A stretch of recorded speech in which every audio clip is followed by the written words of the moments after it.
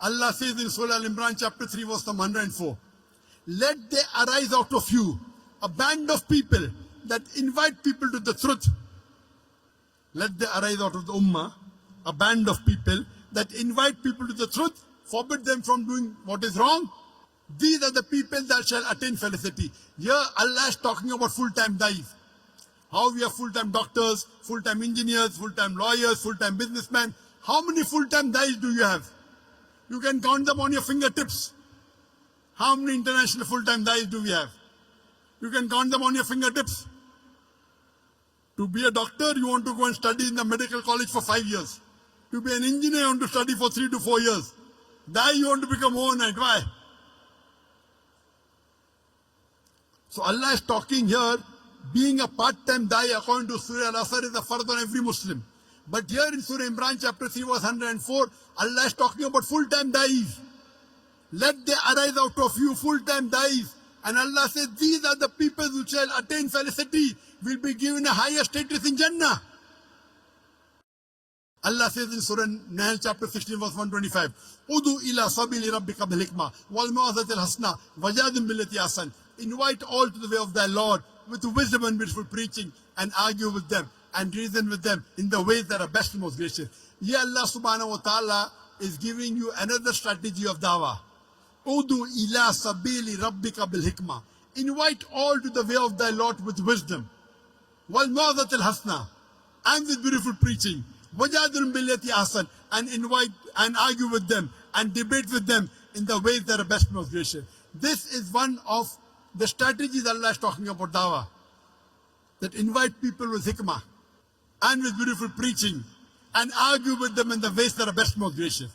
You know, many times when I go to give a talk, the organizers come and tell me, Professor Zakir, speak with hikmah, speak with hikmah. Trying to tell me, be softer. There are non-Muslims. Many people think hikmah means soft. Hikmah doesn't always mean soft. To know the context of this verse of Surah Nahl chapter 16 verse 125, go to the starting of the ruku. If you go few verses before Surah Nahl chapter 16 verse number 119-20 onwards, it says in Prophet Abraham is a beautiful example. That means example of Abraham is beautiful. How he did dawah with the non-Muslims, with the pagans. He said that I want to worship sun.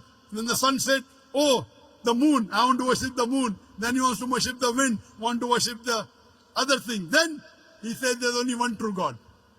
What does he do? He breaks the idols. And when they ask who broke the idol, he said, ask the big idol. They said he cannot speak. Then how do you worship a thing which cannot speak? He broke the idol, that was hikmah. So hikmah always doesn't mean soft. Hikmah means saying the best thing. Most of the time being soft is good. Sometimes being harsh is good. A father is cruel to be kind. If your son wants to jump and say, I want to jump, I want to be Superman, what will you do? Oh, take toffee, don't jump. No, I want to jump. You will give one tight slap. Sit down. No, I want to jump. I want to fly in the air. You will give one slap. Why? A father is cruel to be kind. Because slapping is the best, otherwise he'll die. So sometimes you have to be tough. Most of the time soft.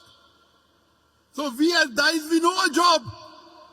Allah says in Surah Nahl chapter 21 verse number 7 and Surah Nahl chapter 16 verse number 43 and Surah Anbiya chapter 21 verse number 7, Fas'alu ahli zikri in kuntum la ta'lamun. If you don't know, ask the person who is knowledgeable. This is my job. It's my profession. Being a dai. He said, Brother Zakir, speak with hikmah. Telling me. I know what is hikmah. He doesn't know the Quran. So hikmah, most of the time is soft, but sometimes you have to be tough.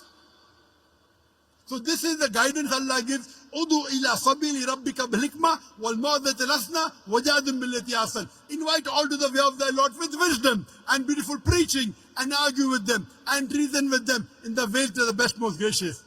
Oh, Dr. Zakir, why do you debate? Allah is telling, وَجَادِلْهُمْ بِالَّتِي أَحْسَنُ. One of the translations argue, one of the translations debate.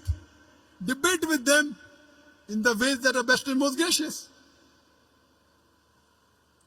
You do what is best required.